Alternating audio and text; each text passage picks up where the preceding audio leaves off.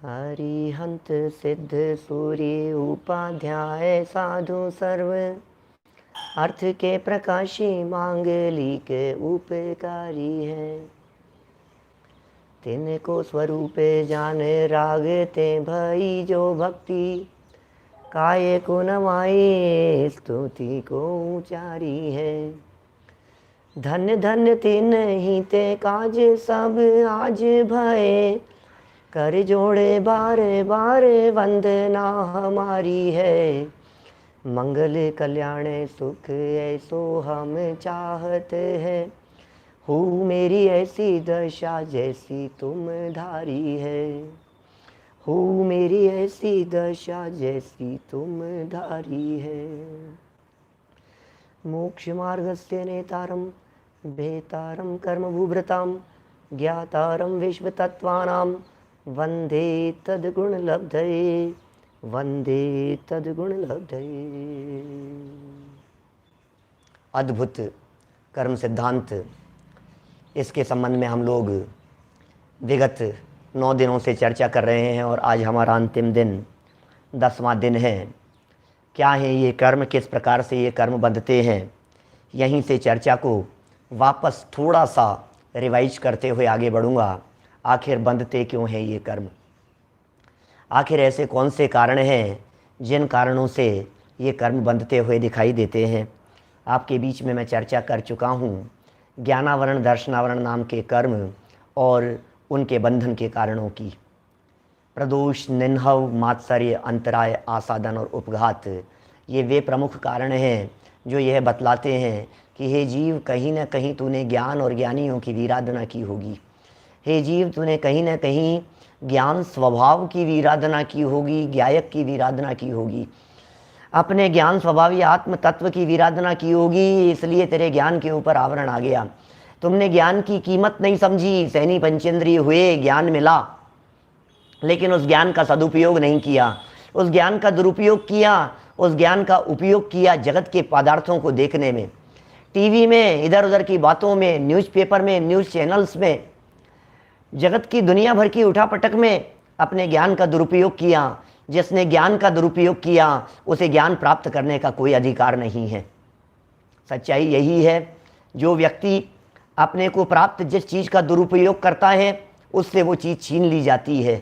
हमें ज्ञान प्राप्त हुआ, हमें क्षयोपशम प्राप्त हुआ और हमने उस ज्ञान का दुरुपयोग किया, ज्ञान छीन लिया गया हमारे से। ज्ञानावरणी कर्म ने आकर के हमें बांध लिया।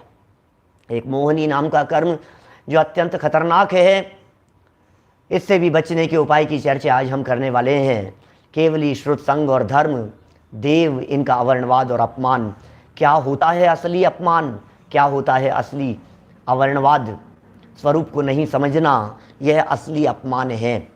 वीतरागियों को रागी समझ लेना, यह उनका अपमान है। मैं आपसे पूछता हूँ, क्या आप कभी आजकल के दिनों में ऐसा प्रयोग करते हैं कि माननीय मुख्यमंत्री नरेंद्र मोदी जी साहब, बोलते हैं ऐसा? कभी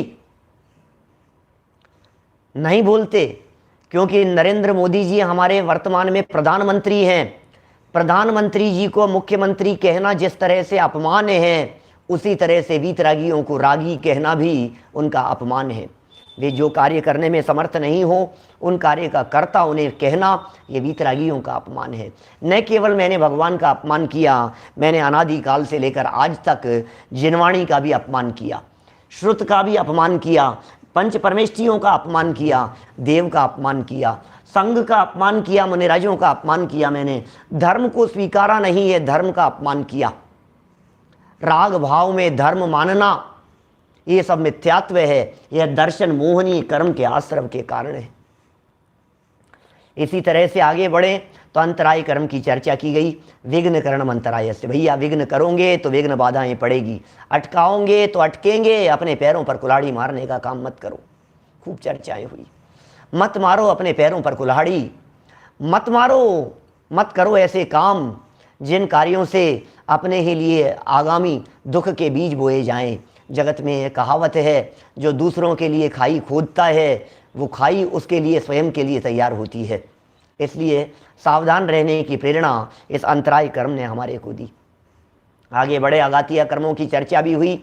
वेदनी कर्म, आयु कर्म, नाम कर्म और गोत्र कर्म के विविध प्रकार के आश्रम के कारणों को बताया गया, किस किस तरह से ये जीव पाप करता है। और हमने एक बात आपसे कह दी थी, ये जीव पाप तो हंसते हंसते करता है। न मालूम क्या क्या पाप किए गए हमारे माध्यम से, अनगिनती पाप किए गए, अनगिनती जन्मों में, अनगिनती कल्पों में किस प्रकार के हमारे द्वारा पाप किए गए। रोता है, बिलखता है, टाइम पास करता है, टीवी देख देख करके और मार और पीट। तेरे हिसाब से चल रहा होगा जैसे तो कोई वो सीरियल तेरे हिसाब से चल रही होगी, जैसे वो मूवी। बैठ करके भाव बिगाड़ता रहता है, अपने परिणाम बिगाड़ता रहता है, देखता रहता है टीवी के सामने और घंटों बर्बाद कर देता है। समय को बर्बाद करेगा, समय तुझे बर्बाद कर देगा। ध्यान रखना भाई साहब, बड़ा मुश्किल है ये स्थिति, ये कर्मों की स्थिति, दर्शन मोहिनी की उत्कृष्ट स्थिति 70 कोड़ा कोड़ी सागर की है। करोड़ों करोड़ों सागरों तक के लिए उस कर्म के फल को भुगतना पड़ता है। ये जीव पाप तो करता है हंसते हंसते, किंतु जब फल भोगने का अवसर आता है तो इसकी आंखों से आंसू बहते हैं। तब ये कहता है, हे भगवान बचा लो मुझे, कोई बचा लो, डॉक्टर साहब बचा लो मुझे, मैं मरना नहीं चाहता डॉक्टर साहब। पत्नी से कहता है मैं मर जाऊंगा, बचा लो। माँ बाप से कहता है मुझे बचा लो।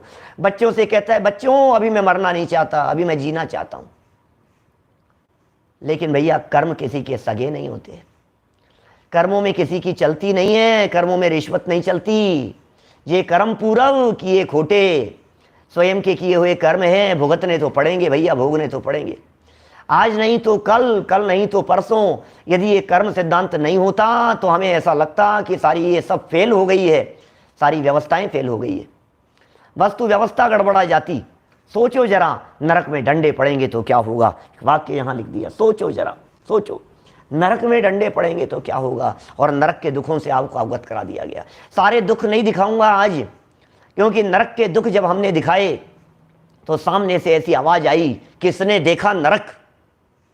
मत करो अपमान सर्वज्ञ का, मत करो अपमान। आज हमारे पास में समय नहीं है उस चर्चा को करने का, लेकिन कोई बात नहीं, नरक के दुख तुम्हें नहीं दिखाई देते हैं, मनुष्यों के दुखों को देखो।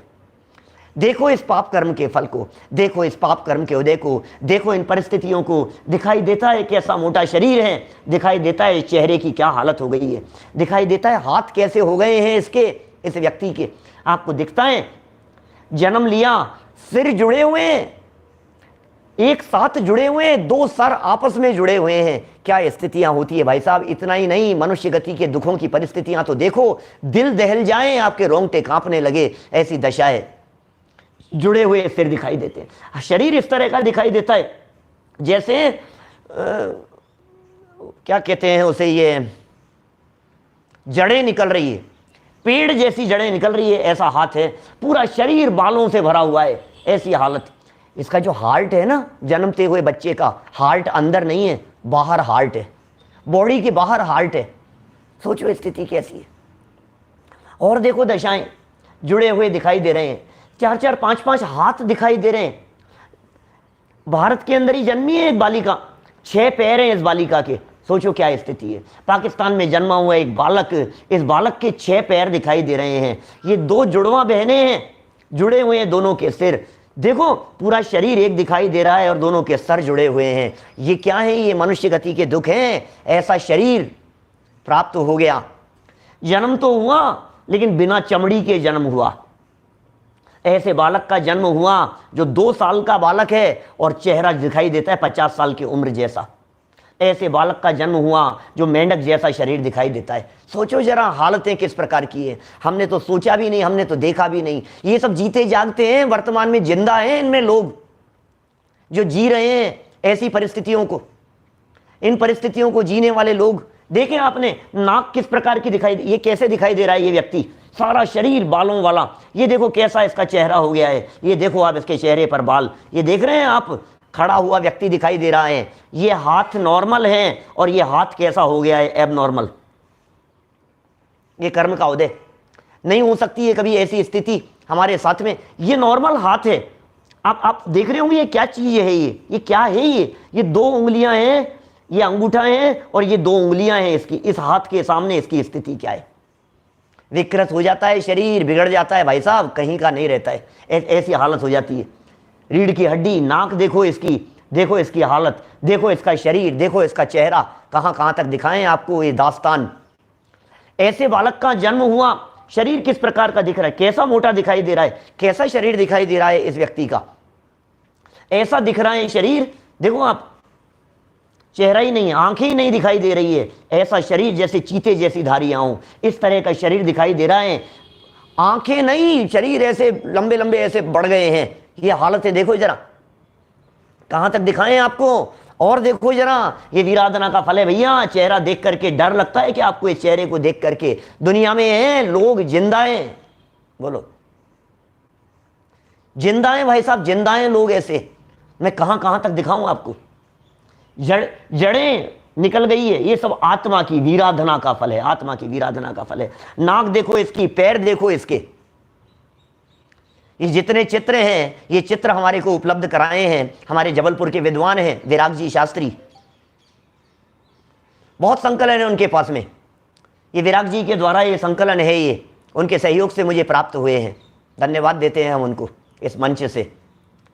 दिल दहलाने वाले दृश्य, सोचो भैया, विचार करो एक बार गंभीरता से। आप यदि विचार नहीं करेंगे तो ये दशा, अगला स्टेप हमारा होने वाला है अगले जन्म। अरे अगले जन्म में छोड़ो, जीते जी हो जाएगा तो क्या करोगे? आज यदि ये नाक लटक जाएगी तो क्या करोगे? कान लटक जाएगा तो क्या करोगे? इन कर्मों का फल कौन भोगेगा? किसको भुगतना पड़ेगा? जिसका शरीर है, मैं आपसे पूछता हूं, इसके कर्मों का फल कौन भोगेगा? इसके बच्चे, इसके माता पिता थोड़ी सी शर्मिंदगी महसूस करते होंगे, इतना ही भोगते होंगे, लेकिन जो असली तकलीफ है, इस तकलीफ को तो खुद भोग रहे हैं भाई साहब। सोचो जरा, विचार करो, सबसे बड़ा पाप कौन सा? सबसे ज्यादा कर्म बंध आखिर कौन से पाप के होते हैं? हिंसा, झूठ, चोरी, कुशील, परिग्रह, सप्त व्यसन, या कोई और? याद है कल के शब्द, आत्मा की विराधना। आत्मा की विराधना, पंच परमेष्ठियों की विराधना, देवगुरु धर्म की विराधना, पंच परमेष्ठियों को मानना नहीं, पंच परमेष्ठियों की मानना नहीं, उनकी बात को स्वीकार नहीं करना, मिथ्यात्व, अवर्णवाद, ये महापाप है भाई साहब। विषयों में सुख मानना पाप है, ये ईश्वर को कर्ता धर्ता मानना ये पाप नहीं, पाप का बाप है। सच्चाई है ये, सच्चाई है ये जैन दर्शन की सच्चाई है साथियों।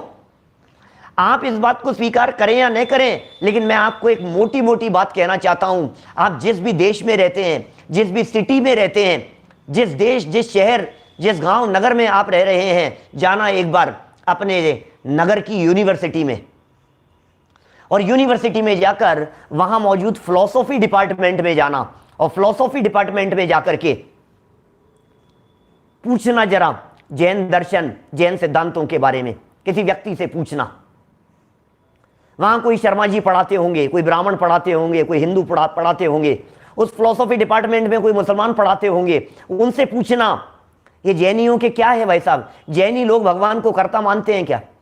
जैनी लोग ईश्वर को कर्ता मानते हैं क्या? जैनियों के भगवान कुछ कर्ता धर्ता होते हैं क्या? जरा पूछना, आपको वो शर्मा जी ये बात कह देंगे कि जैनियों के भगवान कर्ता धर्ता नहीं होते। मैं दावे के साथ कहता हूं, ये जैन मान्यता यूनिवर्सिटियों में पढ़ाई जाती है। ये जैन मान्यता जैन दर्शन का विषय है, ये दार्शनिक विषय है ये। लेकिन जैनियों से बात करो तो ऐसे कैसे बात कर रहे हो? भगवान तो भाई साहब, भगवान तो सब करते ही हैं, भगवान नहीं करेंगे तो कौन करेगा भाई साहब? जैनियों को जैनियों की बात पता नहीं है, मैं ये कहना चाह रहा हूं। शास्त्रों की बात हमें पता नहीं है, हमारे शास्त्रों की बात पढ़ो तो सही, साहित्य पढ़ो, इतिहास पढ़ो, दर्शन पढ़ो, जैन दर्शन की सूक्ष्मता में जाकर के पढ़ो एक बार इन बातों को, तो आपको पता लगेगा अकर्ता को कर्ता मानना कितना बड़ा अपराध है। सोचो इसे कि साहब शास्त्र में लिखा है। पंडित जी क्या बात कर रहे हो आप? शास्त्र में लिखा है, मैं दिखा दूं आपको? अरे भैया सुनो, व्यवहार नाम की भी कोई चीज है। लोक व्यवहार में ऐसा कहा जाता है, हम भी कहेंगे, मालूम है हमें, लिखा है शास्त्रों में, पूजाओं में लिखा है, भक्तियों में लिखा है, पुत्र मित्र धन बढ़े अमर पद पाए जी, लिखिए ऐसी ऐसी बातें शास्त्रों में। भक्ति मुक्ति दातार, हे भगवान प्रभु आपकी भक्ति से सर्व दुख और कष्ट संकट मिट जाते हैं, लिखिए भक्ति में इस प्रकार की बातें। लेकिन ये व्यवहार है, ये व्यवहार ठीक उसी प्रकार का व्यवहार है साथियों, जिस प्रकार का व्यवहार ये होता है। हम आपके घर में आए और आपने कहा पंडित जी अपना ही घर समझना, अपना ही घर समझना। कितना प्रेम से कह रहे हैं आप, बहुत भावपूर्वक कह रहे हैं। नहीं नहीं पंडित जी, आप अपना ही समझो इसको। जब 2-4 दिन हम वहां रहे और 2-4 बार हमने इस प्रकार की बातें सुनी, अंतिम दिन था हमारा जाने का, तो हमने कहा भाई साहब अब जाने का दिन हो गया है, वो साइन वाइन कहां करवा रहे थे आप?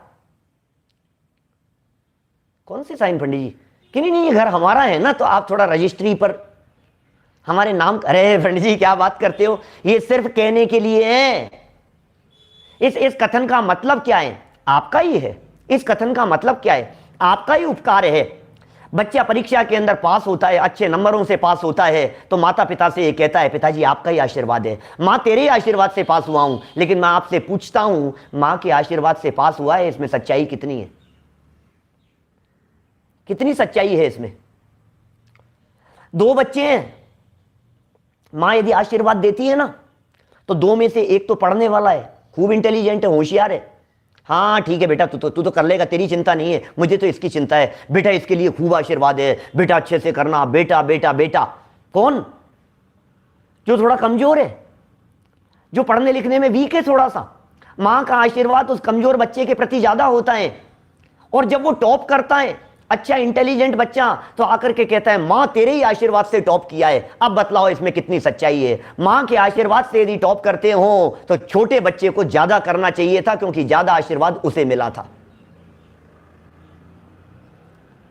सच्चाई को समझो, कर्म सिद्धांत को समझो। ये सिद्धांत क्या कह रहे हैं?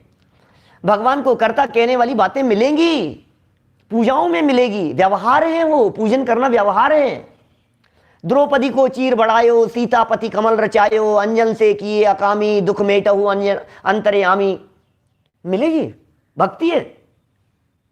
लेकिन इन भक्तियों के बोलते हुए भी, इन पाठ और स्तुतियों के बोलते हुए भी सच्चाई को मत भूल जाना, वास्तविकता से ओझल मत हो जाना, क्योंकि सच्चाई कुछ और है। सच्चाई तो यह है कि बेटा कर्म यदि खोटे किए हैं तो अच्छा फल कहां से मिल जाएगा? बोलो। मास्टर जी को कहता है, गुरुजी से कहता है, अध्यापक टीचर से कहता है, सर आप ही के आशीर्वाद से पास हुआ हूं, सर आपकी कृपा है, सर भाई आप ही की कृपा से हुआ है। आपकी कृपा से हुआ है कि जो लिख करके आया था उसका नंबर मिला है? किस किस की कृपा से क्या क्या काम होते हैं? व्यवहार की भाषा अलग होती है, ये अलग तरह की भाषा है। कथन किए जाते हैं, लेकिन समझदार व्यक्ति उसके पीछे छिपी हुई सच्चाई को मानते हैं, सच्चाई को स्वीकार करते हैं। बोलने वाला बच्चा भी जानता है कि माँ के आशीर्वाद से नहीं हुआ है, और माँ भी जानती है इसके आशीर्वाद से नहीं हुआ है, मेरे आशीर्वाद से नहीं हुआ है। दोनों इस बात को जानते हैं, लेकिन व्यवहार ऐसा चलता है। इस व्यवहार में गड़बड़ी कब हो जाती है? देखो, आप ये कहें पंडित जी आपका ही घर है, पंडित जी अपना ही समझना, और हम कहें कि नहीं नहीं साहब ठीक है, ये तो धन्यवाद आपको, ये तो आपका प्यार है। देखो हम वचन क्या कह रहे हैं? ये तो आपका स्नेह है भाई साहब, सुरेश जी भाई साहब, ये तो आपका स्नेह है जो आप इस तरह की बात बोलते हैं। हम भी जानते हैं इसके पीछे छिपी हुई सच्चाई क्या है। उस सच्चाई को जानो, इस अवर्णवाद को जानो। श्रद्धा क्या होनी चाहिए हमारी, विश्वास क्या होना चाहिए? कर्म का फल मुझे मिलेगा, ये मुझे विश्वास होना चाहिए। इस विश्वास के बारे में हम बात कर रहे हैं। ख्याल में आई आपको? जहां जहां आपको भक्ति स्तुतियों में बातें मिलेगी, उनकी गहराई, वो बात मैंने आपको इसलिए स्पष्ट कर दी क्योंकि कल फिर भ्रम खड़ा होता आपको कि साहब आप मना कर रहे हो और यहां लिखा है व्यवहार है। क्योंकि यदि भगवान के करने से होता हो तो फिर हाथ पे हाथ धरी हुई प्रतिमाएं क्यों हैं? भगवान के करने से यदि होता हो तो फिर कर्मों का क्या होगा? और मेरे कर्म के हिसाब से यदि भगवान कुछ करते हैं तो फिर भगवान की जरूरत क्या है? जबरदस्ती उनको बीच में लाना। जब अपने ही कर्मों के हिसाब से व्यवस्थाएं होती है तो विश्वास रखना, विश्वास रखना। सवाल विश्वास का है। देखिए, सोचो, विचारो, चिंतन करो भाई साहब, इस विराधना का फल क्या होगा? क्या होगा इस विराधना का फल? पाप का फल मिलेगा क्या? सोचना पड़ेगा आपको इस विराधना के फल के बारे में। इस पाप का फल नरक है और विराधना का फल निगोध है, ये समझ लेना। जो पाप किए हैं ना, सप्त व्यसन और न मालूम क्या क्या, हिंसा, झूठ, चोरी, एक एक जीव हमारे माध्यम से मर जाए, तिल मिला जाते हैं हम। इतना इतना करुणा है हमारे हृदय में।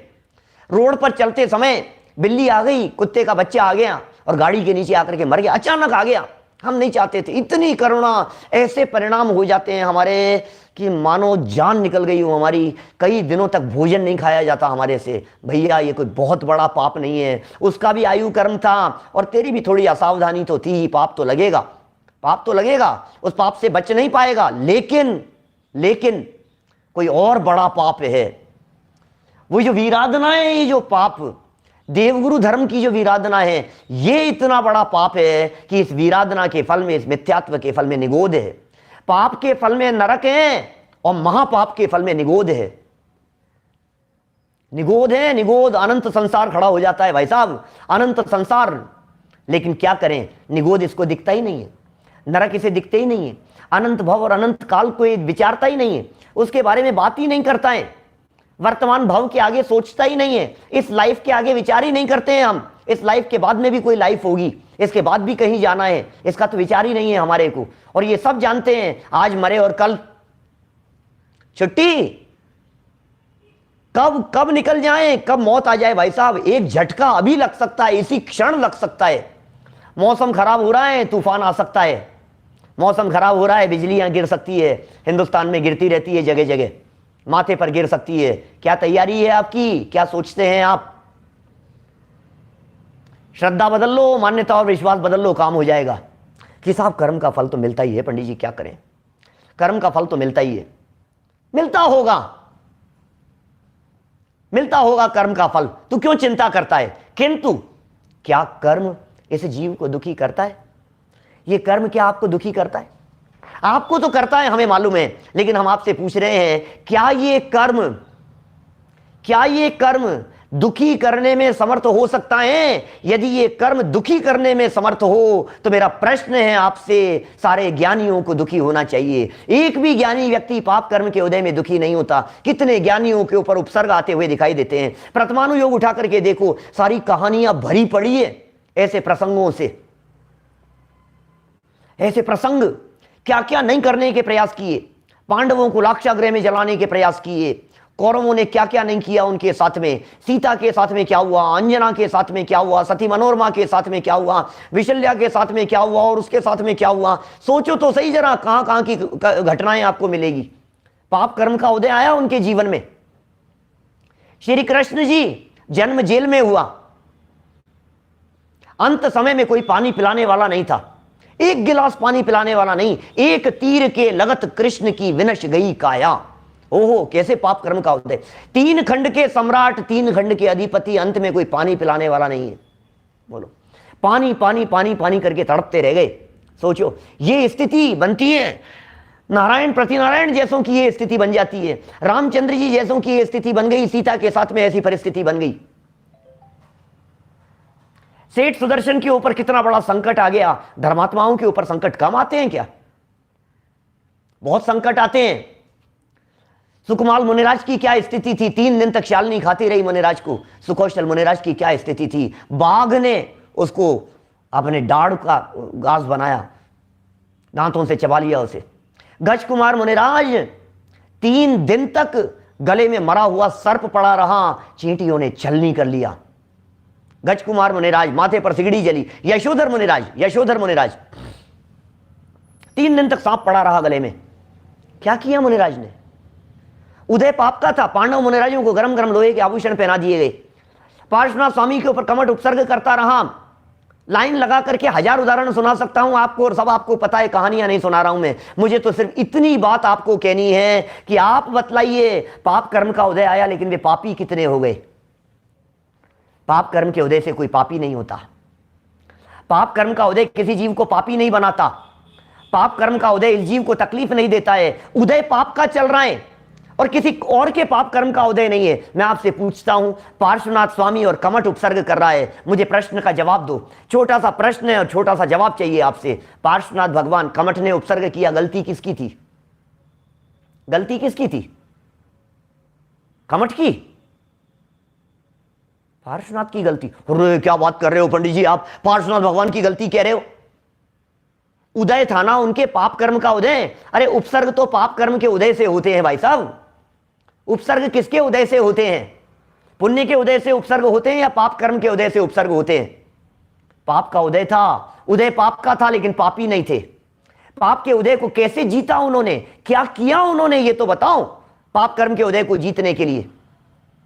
अरे कर्म का फल आता हो तो आने दो, आने दो कर्म का फल, आने दो कर्म का उदय, मत देखो कर्म के उदय की तरफ। ये कर्म का उदय संयोगों पर आता है, ये कर्म का उदय परिस्थितियों पर आता है, ये कर्म का उदय परिस्थितियां बदल देता है, परिस्थितियों में उठापटक कर देता है, लेकिन उन परिस्थितियों में सहज रहो, उन परिस्थितियों में ज्ञाता रहो। ये परिस्थितियां मेरा कुछ बिगाड़ने में समर्थ नहीं है, ये दृष्टि चाहिए, ये दृष्टि चाहिए भाई साहब, ये सोच चाहिए, ये चिंतन चाहिए। तेरा क्या बिगड़ गया, इस आत्म तत्व का क्या बिगड़ गया? तू आत्मा है कि शरीर है, पहले ये नक्की कर। संकट आया है ये शरीर के ऊपर आया है कि आत्मा के ऊपर आया है? तो अपने आप को आत्मा स्वीकार क्यों नहीं करता है, अपने आप को चेतन स्वीकार क्यों नहीं करता है? नहीं नहीं साहब कर्म का उदय, नहीं नहीं साहब कर्म का उदय, मैं क्या करूं साहब, ऐसे पाप कर्म का उदय आया, ऐसे पाप कर्म का उदय आया। गलती तेरी है, अपनी गलती को स्वीकार कर और पाप कर्म के उदय से दृष्टि हटाने का प्रयास कर कि साहब कर्मों के आगे चलती नहीं है। पंडित जी मैं क्या बताऊं, क्या लिखा है सामने, कर्मों के आगे हमारी चलती नहीं है। कर्मों के आगे कहां चले साहब, ये कर्म हमें नरक में ले जाते हैं। ये कर्म मारी दीन तणी सुन बीनती, आदिनाथ भगवान की पूजन करते हैं हम। नहीं चाल्यो जठे गिर पड़ियो, पापी दे सो टन की मार हो। हे भगवान, ऐसे ऐसे दुख मैंने उठाए हैं चारों गतियों में, कर्म में हमारी चलती नहीं है प्रभु, चलती नहीं है। अरे हम कहां कह रहे हैं कि तू कर्मों में चला, हम कहां कह रहे हैं तू कर्मों से दृष्टि हटा, हम तो ये कह रहे हैं। सुनो, ये जो चक्र है ना संसार का, हमने 3 तरह के कर्म कहे थे आपको, 3 तरह के कर्म कहे थे। एक का नाम क्या था, भाव कर्म। भाव कर्म देख रहे क्या थे भाव कर्म, राग द्वेष, राग द्वेष आदि परिणाम ये भाव कर्म थे। दूसरे प्रकार का कर्म कौन सा था, द्रव्य कर्म, ये ज्ञानावरणी आदि कर्म थे। और तीसरे प्रकार का कर्म था जिसे हमने क्या कहा था, नौकर, नौकर्म, शरीर आदि सभी संयोग। अब होता क्या है यहां, परिस्थितियां क्या बनती है, भाव कर्म से द्रव्य कर्म बंधते हैं, द्रव्य कर्म से नौ कर्म। और प्रॉब्लम यह है कि ये जीव इस नौ कर्म के साथ में करता है जुड़ान, नौ कर्म के साथ में करता है अटैचमेंट, संयोगों को मानता है अपना, मेरा मेरा मेरा मेरा मेरा करके मरे जा रहा है। इसका यहां अपनापन होता है और ये भाव होते, इसके अपनेपन का नाम है भाव कर्म। और द्रव्य कर्म बंध जाते हैं, द्रव्य कर्म का फल मिलता है, नौ कर्म उदय में आते हैं, नौ कर्म उदय में आते हैं, अपनापन करता है, भाव कर्म खड़े हो जाते हैं, भाव कर्म खड़े होते हैं और द्रव्य कर्म बंध जाते हैं। इसका नाम है भैया संसार चक्र, ये चलता रहता है, ये संसार चक्र है। ये द्रव्य कर्म भाव कर्म नौ कर्म का ये संसार चक्र चलता रहता है। अब हमारी कहां चल रही है इसमें, ये बतलाओ। यहां शब्द लिखा हुआ है जुड़े, जुड़े शब्द लिखा हुआ है। नौ कर्म में जुड़ान किया, ये खतरनाक है। नौ कर्म में जैसे ही हमने जुड़ान किया, ये है बंधन का कारण, ये है संसार चक्र, ये है संसार में परिभ्रमण का कारण। क्या करें, कहीं तो चलेगी भाई साहब, हमारी कहां चलती है, आपकी चलती है, कहीं कहीं तो चलेगी इसमें, क्योंकि ये तो चक्र चलता ही रहेगा। हम कैसे छूटेंगे, हमें मुक्ति कैसे प्राप्त होगी कि एक है उपाय। वो उपाय क्या है, यहां पुरुषार्थ चलता है। दिख रहा है कि आपको कुछ, यहां पुरुषार्थ चलता है और एक कैंची लगा रखी है हमने यहां। इसका मतलब जब नौकर्म आता है, जब फल मिलता है द्रव्य कर्मों का, इसमें यदि हम जुड़ान नहीं करें, यहां कट लगा देवें, अटैचमेंट नहीं रखें, इस नौकर्म के साथ में यदि हमारा अटैचमेंट नहीं हो तो भाव कर्म नहीं हो पाएंगे और द्रव्य कर्म का बंधन नहीं होगा। ख्याल में आ रही है कि जूम पर जो लोग देख रहे हैं उन्हें थोड़ा सा क्लियर नहीं दिख रहा है, क्योंकि मुझे स्क्रीन पर पता लगता है, लेकिन जो मेरे यूट्यूब चैनल पर देख रहे हैं उन्हें बहुत क्लियर दिखाई दे रही है। हर चीज ऑटोमेटिक है व्यवस्था, किसी के करने से कुछ नहीं होता है। हम क्या बता रहे हैं यहां, ये जो व्यवस्था चल रही है इसमें पुरुषार्थ कहां चलेगा, हमारी चलेगी कौन सी जगह, परिस्थितियां कर्म के अधीन हैं और उन परिस्थितियों से प्रभावित नहीं होना, इसमें हमारा पुरुषार्थ है। मत होइए प्रभावित। हमने हमारा रिमोट कंट्रोल दूसरों के हाथ में दे रखा है, औरों के हाथ में रिमोट कंट्रोल दे रखा है हमने, हमारा कंट्रोल दूसरे के हाथ में है। थोड़ी सी तारीफ कर देंगे ना अशोक जी भाई साहब, फूल जाएगा। थोड़ी सी प्रशंसा कर देगा ना कोई व्यक्ति, खुश हो गया। और किसी व्यक्ति ने थोड़ी सी निंदा और आलोचना कर दी और दुखी हो गया, भाई साहब मैं प्रसन्न तब रह सकता हूं जब आप मेरी प्रशंसा करो। मैं दुखी कब हो जाऊंगा कि जब सामने वाला व्यक्ति मेरी निंदा करने लग जाए। भाई साहब बुराई मत करो यार, प्लीज यार मेरी बुराई मत करो, आपको मेरी कमियां ही कमियां दिखती हैं, कभी तो मेरी अच्छाइयां भी देखा करो। घर घर में ऐसे वाक्य बोले जाते हैं, ऐसे वाक्य बोले जाते हैं, दिखाई देते हैं इस तरह के वाक्य बोलते हुए लोग घर घर में। हम कह रहे हैं भाई साहब आपको परिस्थितियों से अप्रभावित रहो, डिटैचमेंट रहने की कोशिश कीजिए, डिटैच रहिए उससे, ज्ञाता दृष्टा रहिए। ज्ञाता दृष्टा रहने में पुरुषार्थ है, सहज रहने में पुरुषार्थ है। जो होता है उस होनी को स्वीकार कर लेने का नाम पुरुषार्थ है। उठापटक नहीं, टेंशन नहीं, विकल्प नहीं। ये जैन दर्शन मन बदल देता है, ये जैन दर्शन सोच बदल देता है, ये जैन दर्शन चिंतन बदल देता है। व्यक्ति शारीरिक दुख से इतना दुखी नहीं है जितना मानसिक दुख से दुखी है। टोडरमल जी ने लिखा, कई जगह पर ऐसी चर्चाएं की, पेज नंबर 53 पर भी आई है, पेज नंबर 39 पर भी आई है, मोक्ष मार्ग प्रकाशक ग्रंथ में। ये जीव आत्महत्या करके भी सुखी होना चाहता है, आत्महत्या करके सुखी होना चाहता है। क्यों चाहता है ये जीव आत्महत्या करना? क्यों कर लेता है ये जीव आत्महत्या? सर दर्द की वजह से, पेट दर्द की वजह से। आपने कभी न्यूज़पेपर में ऐसी घटना सुनी है? इस व्यक्ति के इतना पेट में दर्द था कि उसने आत्महत्या कर ली। इस व्यक्ति के इतना सर में दर्द हुआ, अरे घुटनों में इतनी ज्यादा पीड़ा थी कि उसने आत्महत्या कर ली। लेकिन ये घटनाएं तो आपने कई बार सुनी होगी, पिताजी ने डांट दिया और बच्चा घर लौट करके वापस नहीं आया। क्या हुआ? पिताजी ने डांट दिया था तो क्या हो गया था?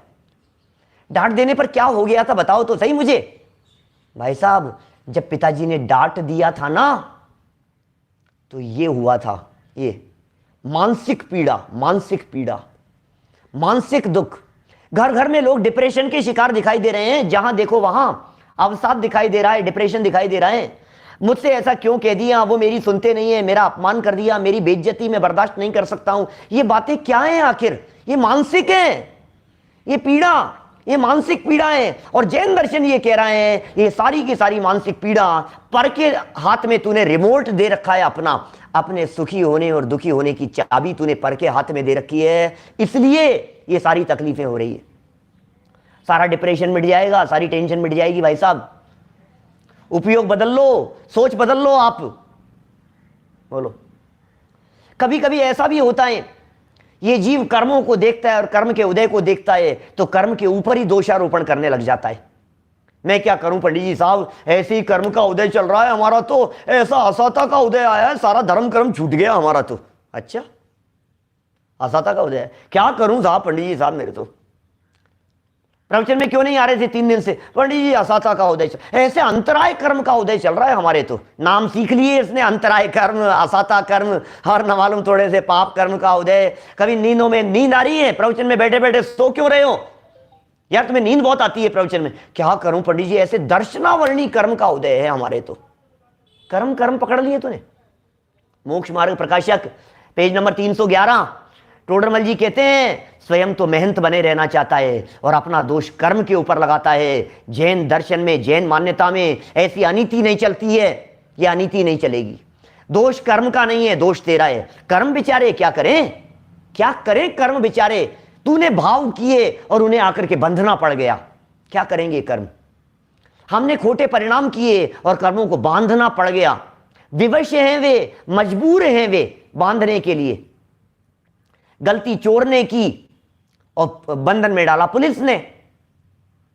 अब हम पुलिस को दोष देवें, पुलिस बांध रही है, पुलिस बांध रही है, पुलिस पकड़ लेती है, पुलिस जेल में डाल देती है, पुलिस कसूरवार। अरे कसूरवार पुलिस नहीं है, गलती तेरी थी। तो कंट्रोल कीजिए अपने भावों को। और सुनो, कर्म कुछ नहीं है। अरे नहीं नहीं रहो, कर्म का उदय आता है, अच्छे अच्छों की सिट्टी पिट्टी गुम हो जाती है। कर्म का उदय आता है, अच्छे अच्छों की ऐसी तैसी हो जाती है पंडित जी। अच्छे अच्छों की कर्म का उदय आपको पता नहीं है। कर्म का उदय क्या से क्या कर देता है, कर्म का उदय ये कर देता है, कर्म का उदय वो कर देता है। अच्छे अच्छों को नहीं छोड़ा, और अभी आप उदाहरण सुना रहे थे, बड़े बड़ों को नहीं छोड़ा, तीर्थंकर जैसों को नहीं छोड़ा, महापुरुषों जैसों को नहीं छोड़ा, कर्मों ने नहीं छोड़ा।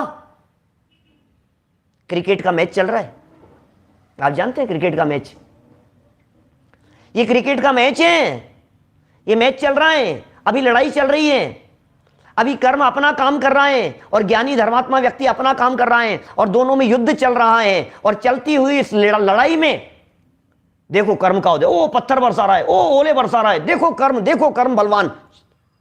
देख तो सही अंतर के परिणामों की ताकत देखना। अभी पार्श्वनाथ भगवान की ताकत देखना, क्या किया पार्श्वनाथ भगवान ने उन्हें जीतने के लिए, बोलो।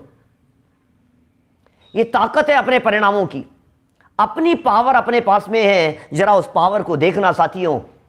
कर्मों से ज्यादा ताकत, कर्मों से ज्यादा परिणामों की ताकत है।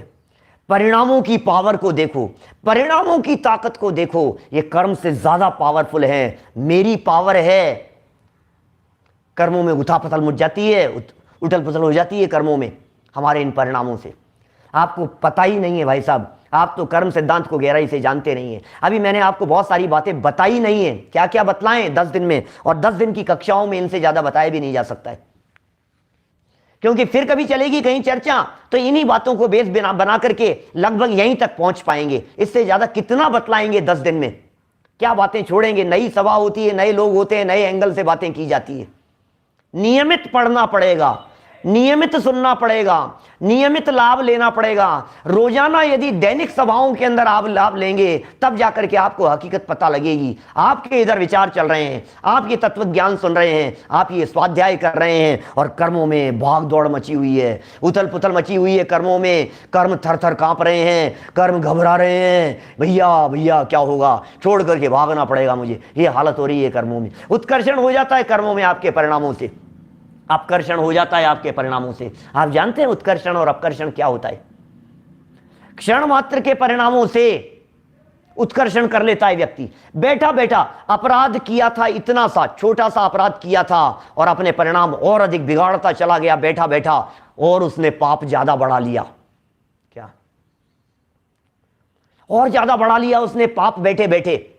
अपकर्षण हो जाता है, गिर जाता है, पुण्य में भी चलता है और पाप में भी चलता है। दान देने का परिणाम किया आपने, परिणाम बदल गए। कमी दे देते तो अच्छा है, तूने घटा लिया अपने पुण्य को, अपकर्षण कर लिया। अपकर्षण गिरावट होती है, कर्म बंधे हुए कर्मों में गिरावट का नाम है अपकर्षण। बंधे हुए कर्मों में तेजी आ जाने का नाम है उत्कर्षण। शेयर मार्केट के उतार और चढ़ाव की तरह स्थितियां देखिए आप, ये चढ़ गया, ये उतर गया। परिणाम चढ़ रहे हैं कि उतर रहे हैं, परिणामों को देखो। कर्मों में ऐसी स्थिति हो जाती है, बंधे बंधे कर्मों के अंदर इस प्रकार की स्थितियां हो जाती है भाई साहब। नए कर्म बंधने वालों में ऐसी स्थितियां हो जाती है। सुनो, आपके वर्तमान परिणामों की ताकत बतला रहा हूं मैं आपको। संक्रमण हो जाता है, पुण्य पाप में बदल जाता है, पाप पुण्य में बदल जाता है। बैठे बैठे पुण्य पाप में और पाप पुण्य में कन्वर्ट हो जाएगा। बंधे हुए कर्म कन्वर्ट हो जाएंगे आपके अंदर बैठे बैठे। यहां आप सुन रहे हैं ना भाई साहब स्वाध्याय, धूल उड़ रही है कर्मों के अंदर। मैं कह रहा हूं ये बात, यदि अभी इस समय में कोई अवधि ज्ञानी मुनिराज, सर्वावधि और परमावधि ज्ञान वाले मुनिराज यदि आपको देख रहे हो तो वे देखेंगे, ओहो इसके परिणामों में कितनी उज्ज्वलता आ रही है। ये स्वाध्याय के परिणाम, ये भक्ति के परिणाम, ये उज्ज्वलता के परिणाम, ये तत्व ज्ञान को समझने के परिणाम। इन परिणामों से अंदर में बंधे हुए कर्म, ऐसी धूल उड़ती है, ऐसी धूल उड़ती है भाई साहब। 6 महीने से, साल भर से नहीं उठाई हुई दरी जाजम, उसको उठाया और उठा करके हमने बालकनी में ले जा करके ऐसे उसको झाड़ा, तो झाड़ने पर जिस तरह से धूल उड़ती है, जैसी धूल उड़ती है ऐसी धूल आपकी कर्मों की उड़ रही है इस जिनवाणी और वस्तु स्वरूप के विचार के परिणामों मात्र से। कमजोर पड़ रहे हैं कर्म, बंध रहे कर्म, शिथिल पड़ रहे हैं, धज्जियां उड़ रही है कर्मों की। क्या सही कह रहे हैं सजल भाई? नाक का हार हो जाता है, सूली का सिंहासन हो जाता है भाई साहब। कर्म अपकर्षित हो जाते हैं, एकदम झटके से पूरी की पूरी कहानी बदल जाती है। मौत के मुंह से निकल करके व्यक्ति जिंदा हो जाता है। परमाणु इस तरह के बदल जाते हैं, डॉक्टरों ने जवाब दे दिया अब तो नहीं बच सकते हैं, अब कुछ भी नहीं होगा, और परिस्थितियां ऐसी बदल जाती है, ऐसा चमत्कार हो जाता है कर्मों का, कर्म के उदय का ऐसा चमत्कार हो जाता है कि डॉक्टर अगले दिन कहता है आप तो 100% नॉर्मल हैं। ये क्या हुआ? कल तो आपने जवाब दे दिया था, डॉक्टरों ने जवाब दे दिया था, घर में मातम छाया हुआ था और आज बिल्कुल स्वस्थ हो गए। ऐसे लोग, ऐसे चमत्कार आपके जीवन में कई बार देखे गए होंगे। ये चमत्कार किस चीज के हैं? बोलो, ये किस चीज के चमत्कार हैं? मत डरो पाप से, अपने परिणामों को संभालो। पंडित जी बहुत पाप किए हैं, पंडित जी बहुत पाप किए हैं। कोई बात नहीं, बीती ताही विसार दे, आगे की सुध ले। बीती हुई बात को भूल जाओ और आगे की सुध लो। भूल जाओ उसे, क्या हुआ था। इधर बदला और उधर बदल गया। देखो, भाव इधर बदले और कर्मों में हर क्षण हमारे भावों से कर्मों में परिवर्तन परिवर्तन परिवर्तन परिवर्तन परिवर्तन हो रहा है। आपके वर्तमान समय के भाव, आपके वर्तमान समय के परिणाम, ये बहुत इंपॉर्टेंट हैं, बहुत इंपॉर्टेंट है भाई साहब, बहुत इंपॉर्टेंट है। फिर कह रहा हूं आपसे, हर समय जब आप ये भावना बातें हैं ना, मैं बोलता हूं कभी मौत समय के लिए सामायिक समाधि भावना जब आप बोलते हैं, दिन रात मेरे स्वामी मैं भावना ये भाऊं, देहांत के समय में तुमको न भूल जाऊं। सही है ना? भावना है आपकी। इस भावना का मतलब जानते हैं आप क्या होता है? देहांत के समय में हे भगवान मैं आपको नहीं भूल जाऊं, इसका क्या मतलब है?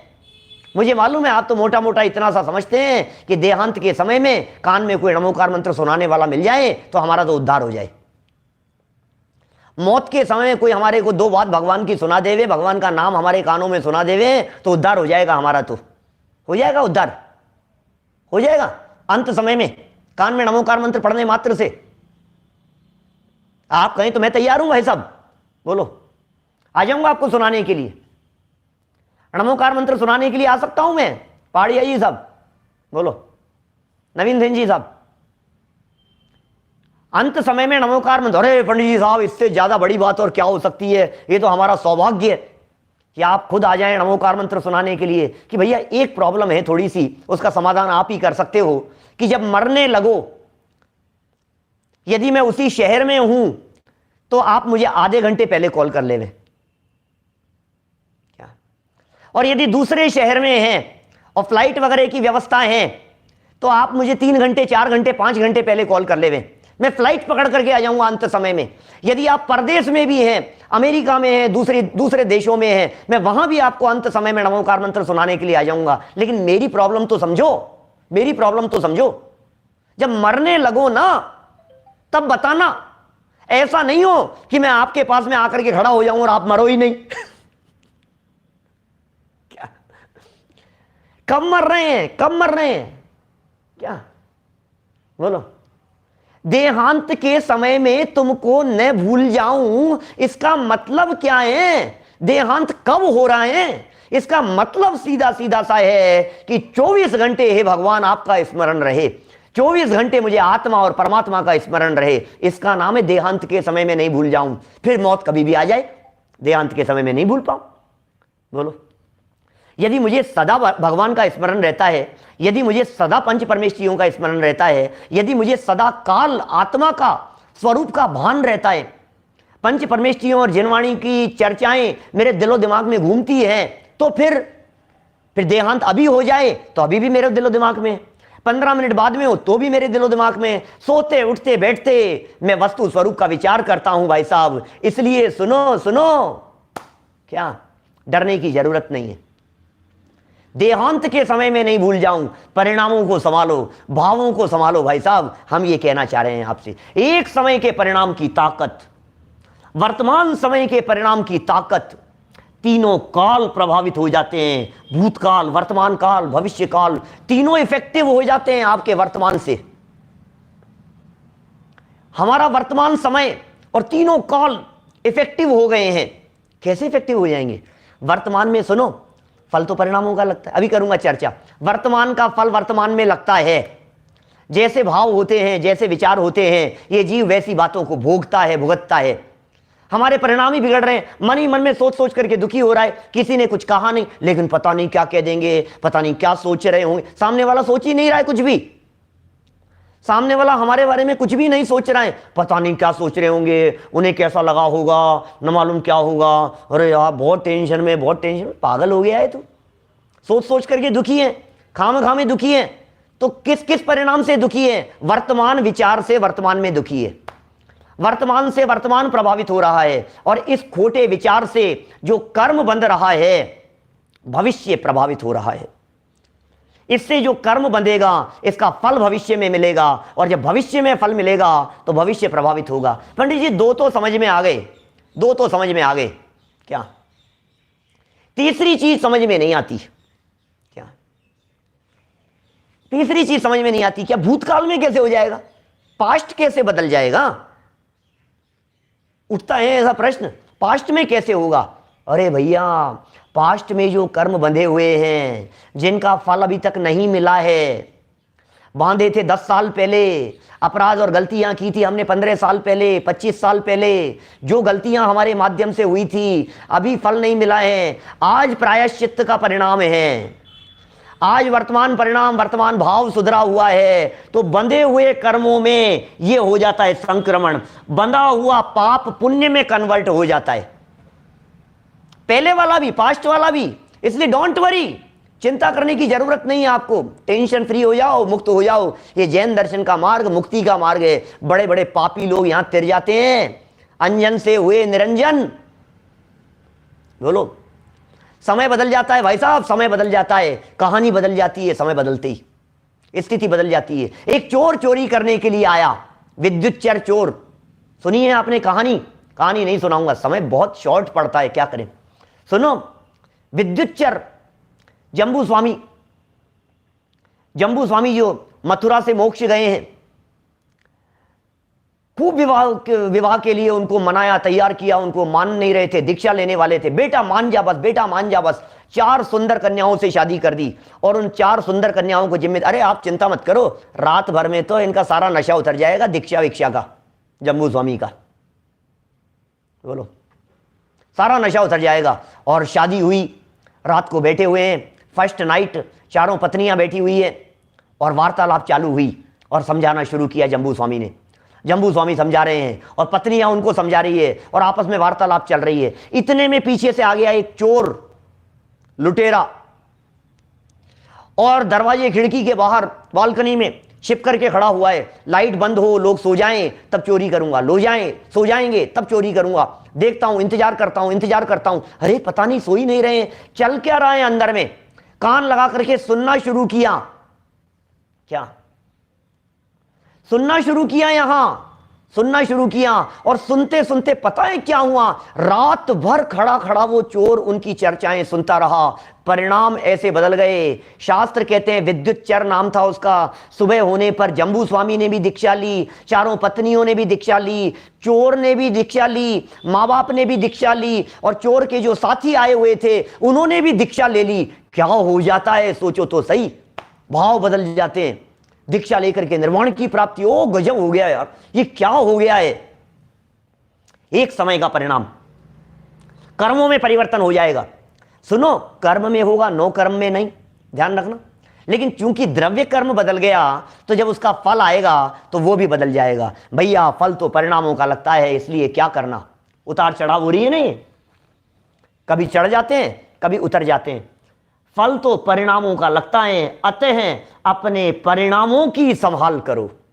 क्या? अपने परिणामों की संभाल करो, इससे ज्यादा कुछ नहीं। इधर परिणाम और उधर परिस्थितियां, इधर परिणाम और उधर परिस्थितियां, इधर परिणाम और उधर परिस्थितियां, ऐसा होता है। मैं इस प्रसंग में कहानी सुनाता हूं एक चंदन सेठ की, यहां नहीं सुनाऊंगा, सब समझ गए होंगे, सबके ख्याल में आ गई होगी। इधर बिगड़े और उधर बिगड़ गए। सुनना हो तो दूसरे प्रवचनों के अंदर सुन लेना, आपको मिल जाएगी। 20 बार सुनाई है हमने चंदन सेठ की कहानी। उसने ये सोचा कि ये मर जाएं, उसने सजा सुना दी राजा ने, फांसी की सजा। इसने सोचा कि गलत सोच लिया, और उसने सोचा कि फांसी की सजा नहीं दी जानी चाहिए। ऐसा तुरंत बदल जाता है, ऐसे बदल जाते हैं फटाफट फटाफट। फल तो परिणामों का लगता है। अपने परिणामों की संभाल करो, अपने परिणामों की संभाल करो। कर्म तुम्हारे हाथ में नहीं है, नो कर्म तुम्हारे हाथ में नहीं है, पर द्रव्यों के ऊपर तुम्हारी चलती नहीं है, दुनिया में आपकी चलती नहीं है, तो कहां चलेगी मेरी, कहां चलेगी? क्या करूं मैं पंडित जी साहब, क्या करूं? अंतिम सत्य है यह है, अंतिम बात है यह है कि हे जीव, हे जीव, तेरा काम तो बुद्धिपूर्वक तत्व विचार करना है। बोलो, सावधान रहो भाई साहब, हम सावधान होने के लिए कह रहे हैं। दुनिया में सब जगह सावधान रहता है, कहां सावधान नहीं है? आप सावधानी भरी बातें करता है, बच्चों को सिखाता है, दुकान में सावधानी रखो, चलते हुए सावधानी रखो, बेटा रोड क्रॉस करते समय सावधानी रखना, बेटा दूध गैस पर है सावधानी रखना, देख उफन नहीं जाए, बेटा देख करके चलना, यहां गीला है थोड़ा सा पैर नहीं फिसल जाए, सावधान रहना, सावधान रहना। चोरों से सावधान रहो, लुटेरों से सावधान रहो, इनकम टैक्स वालों से सावधान रहो, गाड़ी चलाते समय सावधान रहो, हर जगह पर कदम कदम सावधान रहो, सावधान रहो भाई साहब, कुछ बिगड़ नहीं जाए, सावधान रहो, रोटी जल नहीं जाए सावधानी रखो, सब्जी जल नहीं जाए, चेंट नहीं जाए, सावधानी रखो। कहां कहां सावधानी रखता है? सारे दुनिया भर में सावधानी रखता है, दुनिया में सावधानी रखने की बात करता है, अपने परिणामों में भी सावधानी रखता है क्या? भावों में सावधानी रखता है कि नहीं? सब जगह सावधान होने की बातें कर रहा है, होशियारी की बातें कर रहा है, ऐसा नहीं हो जाए, ऐसा नहीं भैया, मौसम थोड़ा सा खराब है, थोड़ा संभल करके रहो, सावधान रहो बेटा, इस समय मौसम बहुत खराब है, ओढ़ पहन करके रहो, ऐसा मत समझो, बरसात में मत भीगो बेटा, ये मौसम खराब है, ये ठीक नहीं है, ये सावधान रहो। बड़ी सावधानी की बातें करते हो, बातें सावधानी की करते हो और परिणामों में निरंतर असावधानी रखते हो। सावधानी रखो परिणामों में, ये सिखा रहे हैं यहां पर। भाव बिगड़ जाएगा भैया, उससे भी सावधान हो जाओ थोड़ा सा। यहां हड्डी टूट जाएगी और वहां हड्डियां मिलेगी ही नहीं, नरक में जाकर के ऐसी हालत हो जाएगी, इससे तो सावधान रहो। यहां बीमारी की बात कर रहे हैं, बीमारी से सावधान, बीमारी से सावधान, ऐसी दशा हो जाएगी कर्मों की, रोम रोम में 96 रोग प्रकट हो जाएंगे, ऐसी दशा हो जाएगी। परिणामों में सावधानी की बात कह रहे हैं, बुद्धिपूर्वक। ये वाक्य पंडित जी का वाक्य है, टोडरमल जी का, मोक्ष मार्ग प्रकाशक का। हे जीव, तेरा काम तो बुद्धिपूर्वक तत्व विचार, तत्व विचार, ये सुखी होने का मार्ग है। ये वो लाइन है जो मेरी भावना की लास्ट लाइन है, वस्तु स्वरूप विचार खुशी से सब दुख संकट सहा करे। वस्तु स्वरूप विचार क्या होता है? वस्तु स्वरूप विचार जिससे सारे दुख और सारे संकटों को सह लिया जाता है। ये क्या होता है वस्तु विचार?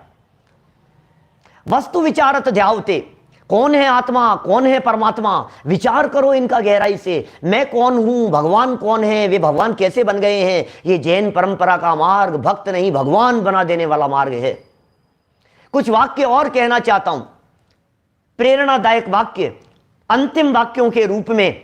समापन समारोह है ना, क्या होगा, करना तो आप ही को है, हम क्या कर सकते हैं। संयोग, संयोग कर्म के उदयानुसार मिलते हैं, बड़े पंडित जी का वाक्य है। संयोग कर्म के उदयानुसार मिलते हैं, उसमें तुम्हारी नहीं चलती। पत्नी कैसी होगी, बच्चे कैसे होंगे, मकान कैसा होगा, गाड़ी कैसी आएगी, कैसी आएगी, कैसी चलेगी। बहुत पैसा खर्च करके, हमारे जयपुर की घटना है, सच्ची घटना है, मर्सिडीज के एक्सीडेंट की।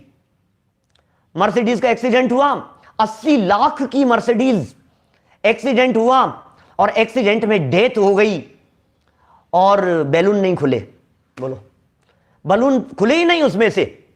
सेफ्टी के लिए, सेफ्टी फीचर्स को ध्यान में रख करके जिन बड़ी बड़ी महंगी गाड़ियों को खरीदा जाता है, काम नहीं करें, क्या करें, संयोग है, परिस्थिति है, किसकी चलेगी भाई साहब, नहीं खुले तो नहीं खुले, केस कर दो आप, पैसा मिल जाएगा, और क्या होगा, मौत तो आ गई।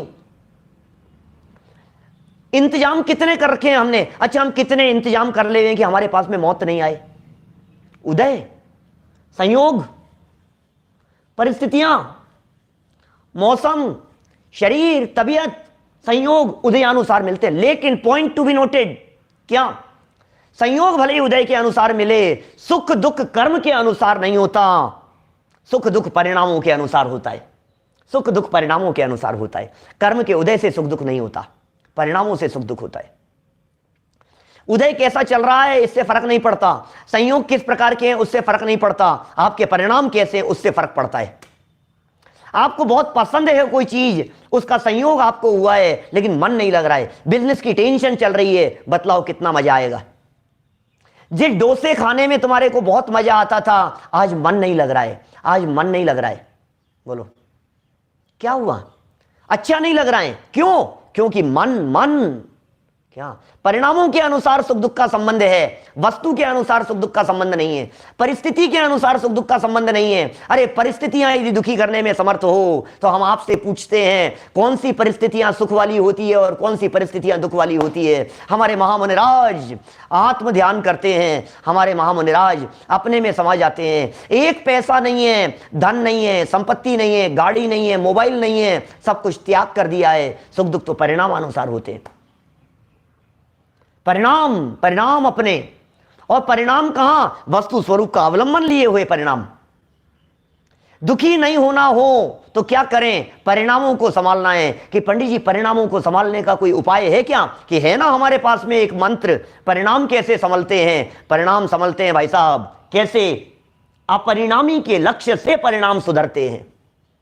वो अपरिणामी तत्व, अपरिणामी किसे कहते हैं? ध्रुव, जिसका परिणमन नहीं होता, जिसमें परिवर्तन नहीं होता, जो अनादिकाल से है, जो अनंत काल तक रहता है, वो आत्म तत्व, वो चेतन आत्मा, वो प्रभु परमात्मा, इस देह रूपी देवालय में विराजमान एक भगवान, उसके अवलंबन से वो मैं हूं।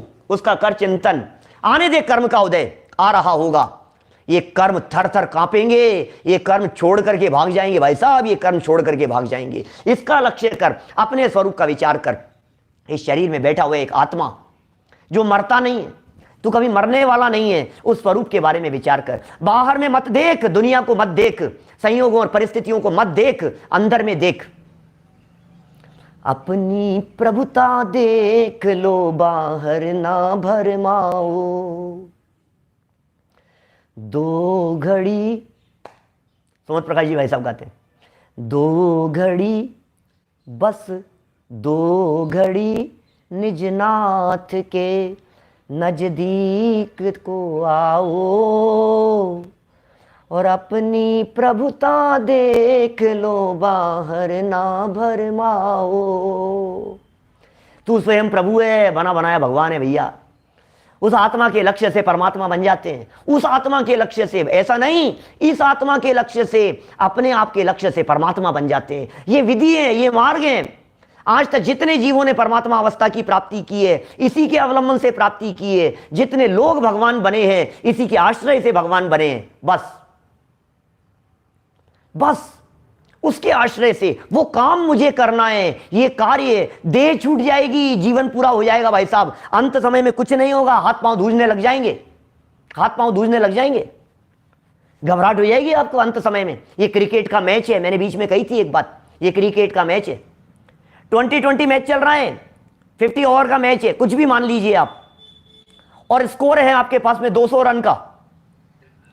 दूसरी टीम खेल चुकी है, अब स्कोर आपको बनाना है 200 रन का, और कम कर लो, 100 रन का स्कोर है, सिर्फ 100 रन बनाने हैं आपको। ओवर हैं आपके पास में 50, खिलाड़ी हैं आपके पास में 11। अब क्या होगा? अरे यार 100 ही तो बनाने हैं, बना लेंगे। अरे यार 100 ही तो है, मजे मजे में खेले जा रहे हैं, एक विकेट उड़ गया। 100 ही तो बनाने हैं, अभी तो बहुत ओवर बाकी हैं, 5 ओवर निकल गए, अभी तो और बाकी हैं, 15 ओवर बाकी हैं, अभी तो 10 ही ओवर बच गए। 10 ओवर में 100 रन बन जाएंगे, कर लेंगे, कोशिश कर लेंगे, कर लेंगे। 5 ओवर बच गए, रन कुछ नहीं बने, हाथ पांव धूजने लग गए। ओवर पूरे होते जा रहे हैं भाई साहब, हमारे ओवर पूरे होते जा रहे हैं। एवरेज शुरू से मेंटेन करके चलना पड़ेगा। अंत समय में लास्ट ओवर में 100 रन नहीं बनेंगे, कुछ भी नहीं हो पाएगा। हमारी बॉलें पूरी होती जा रही है, एक एक वर्ष एक एक ओवर के बराबर मानिए। कितने ओवर पूरे हो गए? जितने वर्ष बीत गए। जैसे जैसे दिन निकलता है वैसे वैसे एक बॉल और खाली चले गई, एक बॉल और खाली चले गई, ओवर पूरे होते चले जा रहे हैं। लास्ट समय में क्या होगा? अरे लास्ट समय तो पता नहीं कब आएगा, और आएगा भी कि जब भी होगी स्थिति। तुम सोचते हो 80 साल की उम्र में लास्ट समय आएगा, मैं कहता हूं बीच में भी तो विकेट उड़ सकता है भाई साहब, पूरी बॉल खेलने को मिले। ये कोई जरूरी तो नहीं है, धीरे धीरे उधर चलता रहे। एक झटका लगा, एक एक्सीडेंट, दुर्घटना, और विकेट उड़ गया। अब क्या करोगे बोलो, जब विकेट उड़ जाएगा तो? इसलिए संभालो, हर समय संभालो, हर समय संभालो अपने आप को, हर समय देखो अपने आप को, टटोलो अपने आप को। 10 लक्षण पर्व पूरे हो रहे हैं, आज खत्म, छुट्टी, कल से क्या करेंगे? टीवी के चैनल घुमाएंगे पंडित जी। कल से क्या करेंगे? 10 लक्षण पर्व छूट गए, अब छुट्टी मिल गई, और क्या है भैया? संभालो अपने आप को। अंतिम सूचना देकर के खत्म कर रहा हूं बात को। अपनी प्रभुता को देख करके इन कर्मों पर विजय प्राप्त की जा सकती है। जो जो आज तक भगवान बने हैं ये अपने आप को देख करके भगवान बने हैं, इसलिए परिणामों की संभाल। इससे ऊपर उठ करके तेरे हाथ में और कुछ नहीं है। ये अंतिम संदेश है, ये अंतिम उपदेश है, ये अंतिम बात है, ये अंतिम सत्य है। इससे ऊपर बढ़ करके और कुछ नहीं है। इसलिए सबसे हटाओ और अंदर में आकर के देख लो। हम सभी अपने आप को देखें। इसी मंगल भावना से बात को यहीं विराम देते हुए मैं सूचना दे रहा हूं आपको, छोटी सी सूचना, बस 1 मिनट अशोक जी भाई साहब। सूचना सिर्फ इतनी सी। बहुत सारे लोग बीच में जुड़े होंगे, बहुत सारे लोगों ने पूरे प्रवचन नहीं सुने हैं। कई लोग ये कहते हैं हमने पीछे नहीं सुने। पीछे वाले कैसे सुनाई देंगे? कैसे कैसे करेंगे? चैनल है संजीव गोदा के नाम से, सब बहुत लोगों का सब्सक्राइब किया हुआ है। आप उस चैनल पर जाएं, गोले में फोटो देखें। ये शक्ल 10 दिन में चेहरा याद हो गया होगा। इस शक्ल को आप गोले में देखें। जहां गोले में देखेंगे वहां टच करेंगे और टच करके आप महसूस करेंगे कि चैनल खुल गया है सामने। वहां प्लेलिस्ट दिखाई देगी आपको। उस प्लेलिस्ट में पिछले 10 दिनों के प्रवचन लाइन टू लाइन आपको सुनने को मिल सकते हैं। आप औरों को भेज सकते हैं। इतना ही नहीं, आपको वहां प्लेलिस्ट पर इतने प्रवचन मिलेंगे, इतने प्रवचन मिलेंगे कि आपकी जिंदगी कम पड़ जाएगी उन्हें पूरा सुनने में। इतने प्रवचन हैं, हर सब्जेक्ट पर प्रवचन मिलेंगे आपको। अतिशयोक्ति नहीं कह रहा हूं, लेकिन एक बिगेस्ट लाइब्रेरी है जैन दर्शन और जैन तत्वज्ञान को सीखने के लिए। आप कोशिश कीजिए, वहां से लाभ लीजिए। कल से हमारा कार्यक्रम तीनों समय प्रवचन चलेंगे, लाइव रहेंगे। सुबह 9:20 पर जब कभी उठा करके देखेंगे संजीव गोदा चैनल पर, संजीव गोदा आपके घर में, आपके मोबाइल पर आपको मिलेंगे। प्रातः 9:20 फिक्स समय, रात्रि में 8 बजे फिक्स समय। ये 2 समय आपको कुछ भी हो जाए बराबर मिलेंगे। और कल से हम एक तीसरा प्रवचन शुरू कर रहे हैं क्षत्र चूड़ामणि नामक ग्रंथ के ऊपर। क्षत्र चूड़ामणि नाम का ग्रंथ 2 साल पहले चलाया था। वीडियो प्रवचन है, वीडियो रिकॉर्ड है। समाज में बहुत मांग थी उनकी, उन प्रवचनों की, उन वीडियो को अपलोड करने के लिए। वो कल दोपहर में ठीक 3:30 बजे से न्याय है, सिद्धांत है, कहानी है, जीवन चरित्र है, गजब गजब की नीतियां बतलाई है, अद्भुत ग्रंथ है। कल दोपहर ठीक 3:30 बजे से प्रतिदिन आपको उसका लाभ मिल सकेगा। आप उसका भी लाभ लेते रहें। और मैं कहना चाहता हूं आप सभी से, हमारी ये जितनी भी व्यवस्थाएं हैं, इन सारी व्यवस्थाओं को हमारे संभालते हैं प्रज्ञेश भाई गांधी, फ्लोरिडा में हैं।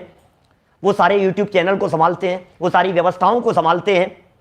बहुत मेहनत करते हैं, बहुत परिश्रम करके उन्होंने इस चैनल को मेंटेन किया हुआ है। उनको भी मैं इस अवसर पर धन्यवाद देना चाहता हूं। और अंतिम धन्यवाद दिगंबर जैन महासमिति को, जिनके द्वारा ये 10 लक्षण पर्व का महा आयोजन हुआ। मैं धन्यवाद देना चाहता हूं माननीय अशोक जी बढ़ियात्या साहब को, जिन्होंने राष्ट्रीय स्तर पर ये बड़ा आयोजन किया। मैं धन्यवाद देना चाहता हूं साथ में ही कलकत्ता मुमुक्षु मंडल को भी, जिनके लिए ये आयोजन यहां लाइव चल रहा था।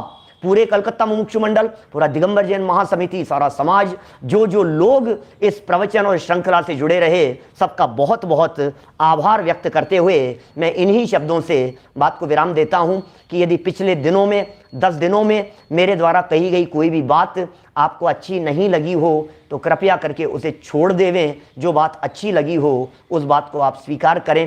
क्षमावाणी पर शायद आपके साथ में रूबरू नहीं हो पाऊँ, ऑनलाइन तो जरूर रूबरू रहूँगा, लेकिन विगत दिनों में अपने द्वारा कहे गए कुछ कटु शब्दों के लिए आपसे हृदय से क्षमा मांगते हुए अपनी बात को यहीं विराम देता हूँ। हम भी डॉक्टर संजीव गोदा से, अगर इंटरनेट आदि कोई भी समस्या रही हो, आपके प्रवचनों में व्यवधान उत्पन्न हुआ हो, तो हम भी क्षमा चाहते हैं हृदय से। और आपने जिस सहजता से हमारी अपील को स्वीकार किया, मैंने फोन लगाया, आपने सहजता से हाँ भर दी कि हाँ मैं उपलब्ध रहूँगा। इतने व्यस्त समय में से कई प्रवचन आप करते हैं सुबह से शाम तक, इतना सब बोलना वास्तव में आपकी असीम ऊर्जा का भी परिचायक है। मैं जो लोग यहाँ नए जुड़े उनको बताना चाहता हूँ कि श्री संजीव जी गोदा PhD है जैन फिलोसफी में, उन्होंने डॉक्टरेट की हुई है और वे यूएसए, कनाडा, कई देशों में प्रवचन के लिए निरंतर जाते रहते हैं। ये तो करोड़ों का धन्यवाद है इस 10 लक्षण और अभी हमारे लिए उपलब्ध है। अगर ये नहीं होता तो शायद वो अमेरिका, कनाडा या किसी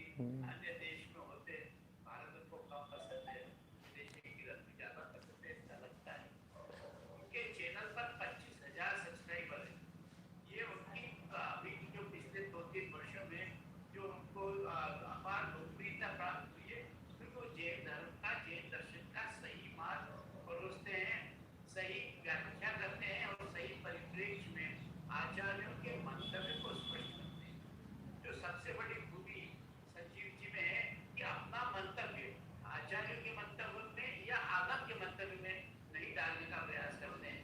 आज ये बहुत तेजी से हो रहा है कि अपनी थिंकिंग, अपने मंतव्य को भगवान महावीर ने एक खुद की बात बोल रहे हैं, भगवान महावीर का नाम लेते हैं, आचार्य ने एक बात बोल देते हैं, वे इस बारे में बहुत संतुष्ट रहते हैं। कई बार उनसे बात भी हुई, वे हमेशा ये कहते हैं कि मुझे इस बात का बड़ा भय है कि कहीं कोई बात स्खलन से या ज्ञान से आचार्यों के कहे अनुसार, आगम के कहे अनुसार नहीं निकल जाए।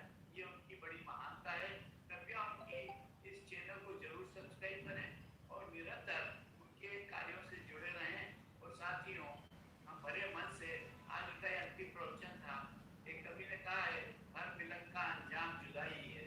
हम मिलते ही जुदा होने के लिए है। अगर हम किसी से मिलते हैं तो उसमें जुदाई निहित है। अगर इस मिलन में भी जुदाई तो निहित है, हम बड़े भारी मन से उनसे क्षमा याचना करते हैं। और मानसिक पीड़ा की उन्होंने बात अधिक कही है, तो हमें जो मानसिक पीड़ा दी है उसका कर्म उन्हें जरूर लगेगा, उसका फल भी उन्हें मिलेगा। हमें दावत देते समय तो निश्चित ही हमारे कीर्ति के ज्ञान में चलता है कि उन्होंने जो हम सबको अब मानसिक पीड़ा पहुंचाएंगे उसका फल उनको मिलेगा। और अंत में उनके उस घोष के साथ इस बात को समाप्त करेंगे, ओम परमात्मा छो एक नक्की कर, ओम परमात्मा छो एम वो नक्की। अनुभव कर। उनकी इस बात के साथ हम अपनी इस सभा को समाप्त करते हैं। और आखिरी में एक बात और कहना चाहता हूँ। अद्भुत कर्म सिद्धांत के बारे में आपने 10 दिन निरंतर उनको सुना। कर्म विचारे कौन